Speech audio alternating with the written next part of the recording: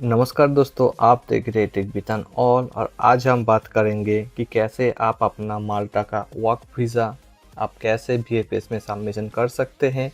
आपको पता ही है वीएफएस का एक लंबा चौड़ा चेकलिस्ट है। उस चेकलिस्ट को हम अच्छे से पढ़ के जो भी उसमें मैंडेटरी डॉक्यूमेंट है वो सारा का सारा डॉक्यूमेंट लेके हमें वीएफएस में सबमिट करना पड़ता है। ये हम सबको पता है। इस विषय में आज हम चर्चा करेंगे कौन कौन सा डॉक्यूमेंट हमें चाहिए, अपॉइंटमेंट कहाँ से बुक कर सकते हैं, travel insurance, dummy ticket, everything.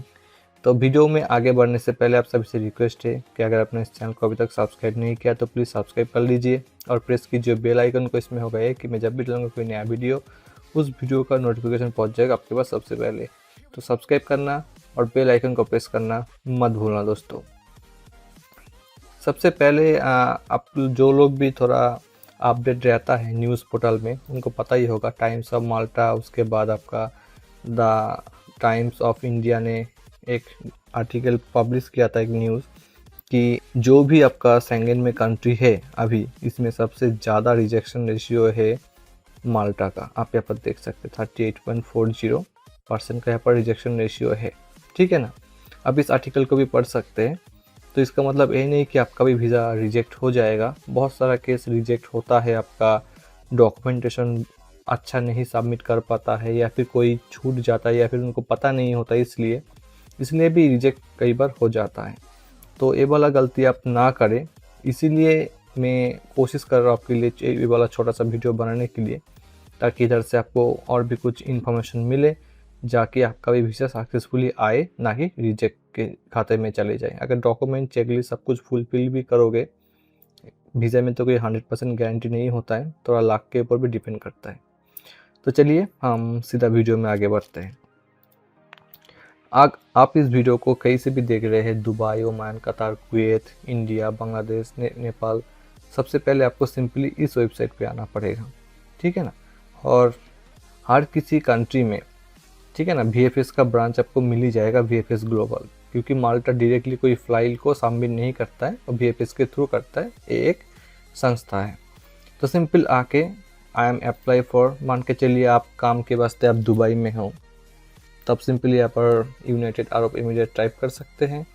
फिर आप कौन सा कंट्री के लिए अप्लाई करना चाहते हैं वो वाला कंट्री। अगर आप tourist visa, short time visa के लिए हैं तो इसको सिलेक्ट कर सकते हैं। अगर आप वर्क वीज़ा में हैं तो आपको माल्टा लॉन्ग टाइम सेलेक्ट करना पड़ेगा। ये सिलेक्ट करने के बाद ही सिंपली आपको यहाँ पर क्लिक करना पड़ेगा। इसमें क्या होगा, आप करेक्ट वेबसाइट में चले जाओगे, जो वेबसाइट स्पेसिफिकली दुबई के अंदर जो वीएफएस है उन्हीं के लिए बना है, वही वाला आपके सामने वेबसाइट ओपन हो जाएगा। मैं एज ए एग्जाम्पल यहाँ पर इंडिया का खोल के बैठा हूँ और यहाँ पर भी आप देख सकते हैं कि कहाँ का वीएफएस का वेबसाइट अभी आपके सामने खुला हुआ है। ठीक है, सबका look exact same to same ही है, इसीलिए आप इधर से सिलेक्ट करके आप इसको वेबसाइट को ओपन करना। इसमें आपका कोई गलती का गुंजाइश ही नहीं होगा। ओके, सो यहाँ पर हमने जो खोला है इंडिया का खोला है, जो कि लॉन्ग टर्म के लिए है। तो आने के बाद सिंपली यहाँ पे आपको ऑब्वियस सी बात है, सबसे पहले आपको अपॉइंटमेंट ही बुक करना चाहिए। अपॉइंटमेंट बुक करने के लिए सिंपली आपको बुक एंड अपॉइंटमेंट पे क्लिक करना पड़ेगा। क्लिक करने के बाद बुक अपॉइंटमेंट पे आप जैसे ही क्लिक करोगे आपके सामने एक पॉपअप आ जाएगा। पहली अगर आप फर्स्ट टाइम हो तो आपको सिंपल सा आपका ईमेल आईडी, पासवर्ड डाल के, मोबाइल नंबर डाल के एक्सेप्ट पे टिक मार्क करके आपको सिंपली इसका एक अकाउंट क्रिएट करना पड़ेगा। ऑलराइट, अकाउंट क्रिएट करने के बाद आपके ईमेल पे एक एक्टिवेशन मेल आएगा। मैंने देखा है कई बार एक्टिवेशन मेल आने में थोड़ा टाइम लगता है, तो यहाँ पर आप एकदम घबराइए मत, थोड़ा सा टाइम वेट कीजिए, आपको आपका एक्टिवेशन मेल आ जाएगा। अगर फिर भी नहीं आता है तो सिंपल आप अकाउंट साइन अप के टाइम पे जो ईमेल आईडी पासवर्ड दिए थे वही ईमेल आईडी पासवर्ड दे के आप लॉगिन करने की कोशिश कीजिए। लॉगिन करने की कोशिश आप जैसे ही करोगे वहाँ पर आपको दिखा देगा your account not activate, send your activation link करके। तो वहाँ पर आप क्लिक करके अपना अकाउंट का एक्टिवेशन ईमेल को रीसेंड आप कर सकते हैं। रीसेंड आप जैसे ही करोगे तुरंत आपको ईमेल आईडी में आफ्टर 3-4 मिनट के बाद आपको आ जाएगा। ऑलराइट, सिंपल से यहाँ पर आने के बाद यहाँ पर आप क्लिक करिए आई डोंट हैव अकाउंट। अगर आपके पास अकाउंट नहीं है, अगर आपके पास एक्टिव ईमेल आईडी नहीं गया तो आप यहाँ पर क्लिक कीजिए एक्टिव माई अकाउंट। ठीक है, ये सिंपल सा स्टेप है, इसको मैं आगे नहीं बता रहा हूँ। तो उसके बाद आपको सिंपल सा है, लॉगिन करने के बाद आप कहाँ से सबमिट करोगे वो वाला सिलेक्ट करना पड़ेगा। सेंटर, लॉन्ग टर्म, दो टाइप का होता है, एक स्टैंडर्ड और एक होता है एक्सटेंडेड। तो मेरा जो पर्सनल ओपिनियन है, मैं आपको बोलूँगा आप एक्सटेंडेड को ही सिलेक्ट कीजिए। इसमें आपका सक्सेस रेशियो भी बहुत अच्छा है, और इस केस में आपका जो पासपोर्ट है वो माल्टा आता है, CV unit, central visa unit, उधर से आपका डॉक्यूमेंट फाइल सब चेक होकर वीज़ा लग के माल्टा से जाता है। तो इसमें थोड़ा पैसा ज़्यादा लगता है, लेकिन इसका आपको अच्छा है एक्सटेंडेड वाला, मेरा रिकमेंडेशन यही रहेगा। उसके बाद आप अपना वीज़ा कैटेगरी सेलेक्ट कीजिए, आपका एम्प्लॉयमेंट है तो एम्प्लॉयमेंट, और आप अपने हिसाब से एप्लीकेंट का जो भी अवेलेबिलिटी आप चेक कर सकते हैं। यहाँ पर 30 तारीख दिखा रहा है नेक्स्ट अवेलेबल, और आज है 29, तो आप अपने हिसाब से इसको बुक कर सकते हैं, ठीक है, जो टाइम आपको है। और अभी तो नया एक सेंटर भी ऐड हुआ है भुवनेश्वर में, तो आप देखिए यहाँ पर आपका कौन सा सेंटर है वीएफएस का जो आपका लोकल में पड़ता है, कौन सा टाइम आपके लिए बढ़िया है, उस हिसाब से आप इसको बुक कीजिए। बुक करने के बाद आप पेमेंट कीजिएगा। पेमेंट करने के टाइम पे आप कोशिश कीजिएगा कि आपके पास रुपए तो नहीं, आप एटलीस्ट मास्टर वीज़ा कार्ड भी आप यूज़ कर सकते हैं, उसमें पेमेंट का कोई झंझट नहीं आएगा। ऑलराइट, और यही था आपका अपॉइंटमेंट के बारे में। अब इसके अगर फ़ीस का बारे में अगर हम थोड़ा बात करते हैं, ठीक है, फ़ीस के बारे में अगर हम बात करेंगे तो यहाँ पर आप देख सकते हैं, यहाँ पर जो स्टैंडर्ड का है जो मैंने आपको बोला था थोड़ा कम है उसका, इंडिया का हिसाब से 13,500, और एक्सटेंडेड का जो है आपका माल्टा जो आता है उसका 22,000 या पकड़ के चले, इसके साथ आपका अप्रॉक्सीमेट 250 यूरो। ऑलराइट, यही है। और इसमें आपका मान के चलिए आप कोई दूसरा सिटी में जा रहे हैं, उसके में आप अपने हिसाब से सर्विस वगैरह ऐड कर सकते हैं, सबको पता है, इस बारे में मैं ज़्यादा डिस्कस नहीं कर रहा हूँ। तो सिंपल सा मैं आ जाऊँगा, इसका प्रोसेसिंग टाइम तो अभी आपको पता ही है, दिखा रहा है यहाँ पर maximum processing time 6 to 8 week, कुछ केसेस में ज़्यादा भी होता है, कम भी होता है, ठीक है। आप अगर लॉन्ग टाइम आपका हो गया है, अभी भी कुछ अपडेट नहीं आ रहा है, आप इधर से ट्रैक एप्लीकेशन पे जाके आप अपना रेफरेंस नंबर और लास्ट नेम देके ट्रैक भी कर सकते हो, नहीं तो डायरेक्ट वीज़ा यूनिट को मेल भी कर सकते हैं, या फिर अगर माल्टा में आपका कोई है जान पहचान दोस्त वगैरह, आपका डिटेल लेके अगर सेंट्रल वीज़ा यूनिट का जो एमसीदा में है इनका ऑफिस, मेन हेड ऑफिस, उधर जाके अगर कोई कस्टमर केयर में बात करेगा तो हो सकता है उस बारे में आपका फाइल का प्रोसेस और भी फास्ट हो, नहीं तो आप डायरेक्ट ईमेल भी कर सकते हैं किसी भी जगह से। ऑलराइट, तो सिंपल हम यहाँ पर डॉक्यूमेंट रिक्वायरमेंट पे आ जाएंगे, यहाँ पर आपको चेकलिस्ट मिल जाएगा। ऑलराइट,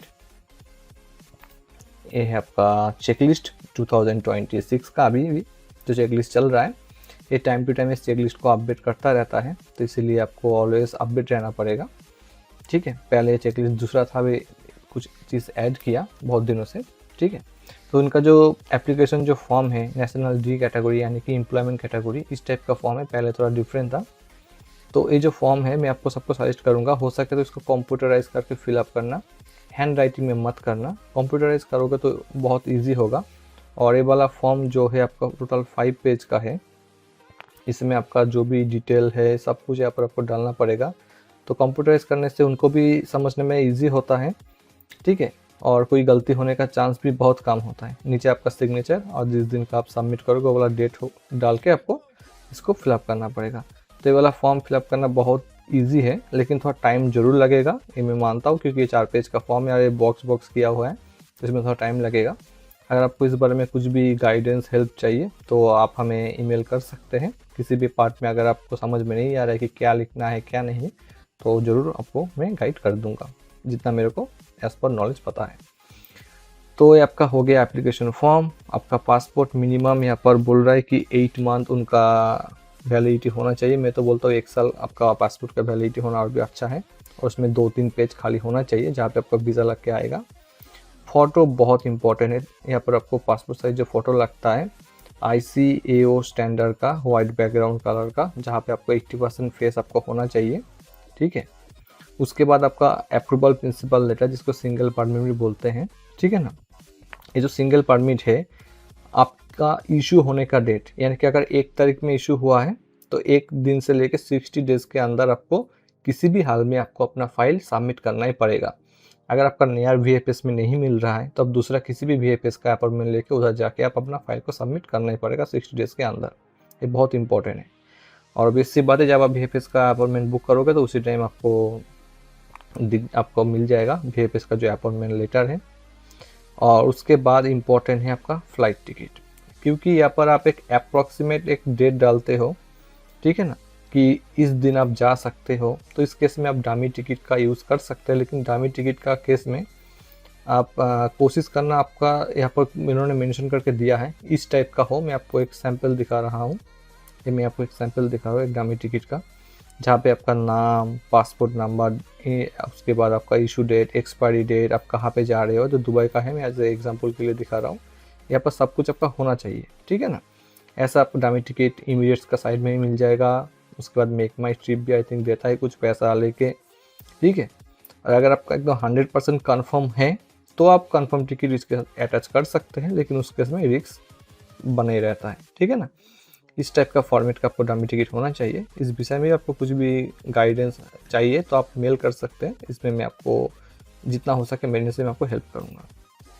ऑलराइट, फिर आपका आ जाता है medical travel insurance. Travel insurance यहाँ पर आपको मैं कुछ कंपनी बोलूँगा जो कि आप ग्लोबली ख़रीद सकते हैं, और इसमें आपको बेनिफिट जैसे कि AXA।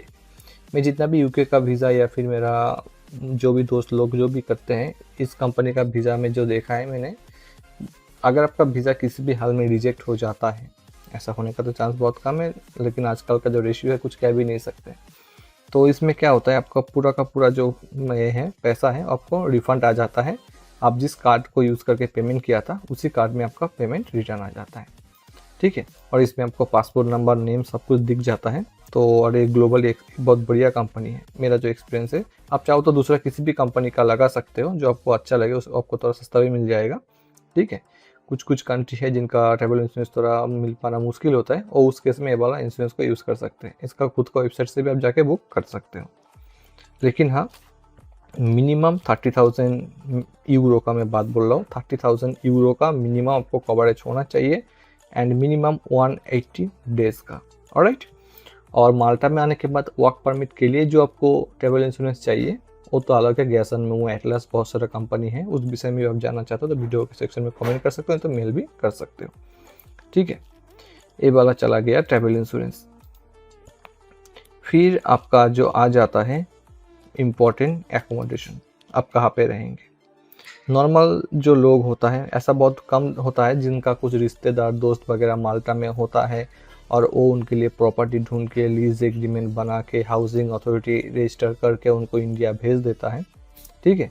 ऐसा बहुत कम होता है जो नोटरी वगैरह करके, ठीक है ना। उसके साथ आपका हाउस ओनर का कार्ड, अगर ऐसा कोई सोर्स है उनके लिए तो बहुत ईजी है, ठीक है, ये वाला सब कुछ अरेंज करना। और जिनके लिए सब कुछ नहीं है उस केस में आप अपना booking.com से प्री कैंसिलेशन वाला होटल भी आप ऐड कर सकते हो, ठीक है ना, जिसमें मिनिमम आपका 14 डेज़ का आपको नाइट का दिखाना पड़ेगा। यहाँ पर ऑलरेडी मेंशन है, आप थोड़ा ज़्यादा दिखाएंगे तो आपके लिए अच्छा ही होगा, ठीक है। फर्स्ट प्रायोरिटी आपका lease agreement housing authority with local notary जो अटेस्टेड करके देता है, ठीक है। अगर नहीं हुआ तो होटल बुकिंग, ठीक है। उसके बाद आपका है स्किल पास, ठीक है ना, इसको प्री डिपार्चर भी बोलते हैं। तो स्किल पास आपको पता ही है, जो भी माल्टा के लिए जा रहे हैं उसका 2 स्टेज में बांटा हुआ है, phase 1 and phase 2। Phase 1 online होता है and phase 2 online teams meeting के थ्रू होता है। तो इसका फाइनल सर्टिफिकेट यहाँ पर आपको सबमिट करना पड़ेगा। मान के चलिए आप सेफ के लिए जा रहे हैं, या फिर आप किसी भी क्लीनर, IT किसी भी काम में जा रहे हैं, तो इन्होंने माल्टा गवर्नमेंट में यहाँ पर अभी सिस्टम कर दिया, ठीक है। ये वाला आपको सबमिट करना पड़ेगा।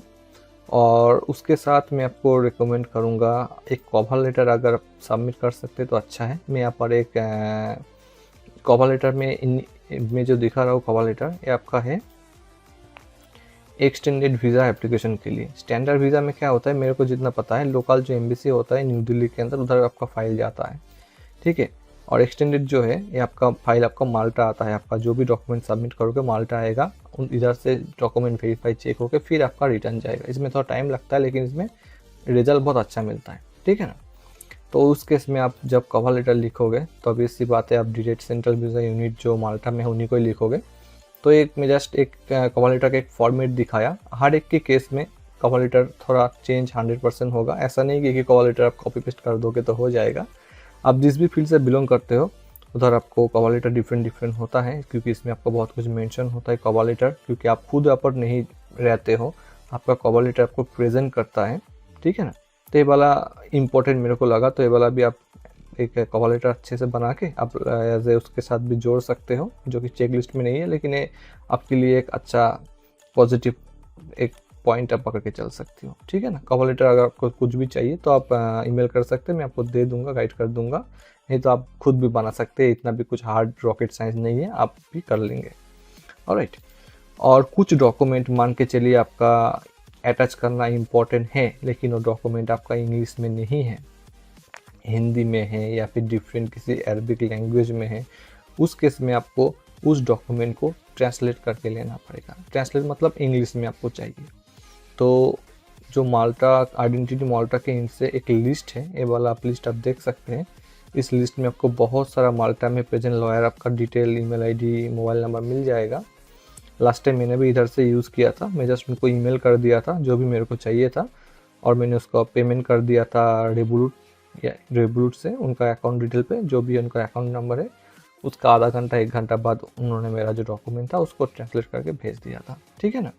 तो उस केस में क्योंकि आपको इंटरनेशनल पेमेंट करना पड़ता है, नॉर्मल अकाउंट से नहीं होता है, तो विश करके एक प्लेटफॉर्म आता है, उसका यूज़ करके आप ये सब कुछ पेमेंट वगैरह जो भी है भेज सकते हो डायरेक्ट लॉयर को, फिर लॉयर आपको काम करके दे देगा। ये भी इजी है, लेकिन आपको देखना पड़ेगा कौन सा लॉयर आपको अच्छा से रिस्पॉन्स कर रहा है, उन्हीं के साथ जुड़ के आपको बातचीत करना पड़ेगा इस विषय में, ठीक है। तो यही था। अभी एक्स्ट्रा डॉक्यूमेंट जैसे कि आप अपना बैंक स्टेटमेंट का तो ज़रूरत नहीं है, आप चाहो तो जोड़ भी सकते हो, लेकिन मैं आपको रिकमेंड नहीं करूँगा। तो यही कुछ था चीज़। फ़ोटो जो है ये बहुत इम्पोर्टेंट है। फ़ोटो आप ऐसा कोई प्रोफेशनल है आपका लोकल एरिया में हर जगह पे होता है, तो उधर से आप अपना फ़ोटो वगैरह खींच सकते हो, ठीक है। फ़ोटो का जो स्पेसिफिकेशन है, आप ये वाला PDF आप उनको जैसे ही दिखाओगे उनको पता चल जाएगा क्या क्या चाहिए क्या नहीं, ठीक है, किस टाइप का होना चाहिए, इसमें आपको इन डिटेल आपको बताया गया है। ऑलराइट, तो घूम फिर के आपको जो है सबसे ज़्यादा आपको थोड़ा मेहनत करना पड़ेगा ये वाला फॉर्म पे, वीज़ा एप्लीकेशन फॉर्म पे। इसको आपको सिंपल सा फिलअप करना पड़ेगा, हाथ पे मत लिखिए, हैंड राइटिंग मत कीजिए, गलती हो जाता है, ओवर हैंड राइटिंग भी हो जाता है। आप कंप्यूटर के थ्रू इसको फिलअप करिए, इसमें आपका बहुत ईजी होगा, ठीक है, एकदम गलती होने का भी चांस नहीं होगा, और इसमें थोड़ा टाइम लगा के इसको फिलअप कीजिएगा, ठीक है, क्योंकि आपको बहुत सारा ऑप्शन है, बहुत सारा डिटेल आपसे मांगेंगे, तो यही बात है, दैट्स इट, और तो कुछ है नहीं। उसके बाद आप अपना जो भी टाइम है उस ऑन टाइम पहुंच जाइए और अपना जो भी फाइल वगैरह है वहाँ पर सबमिट कर दीजिए।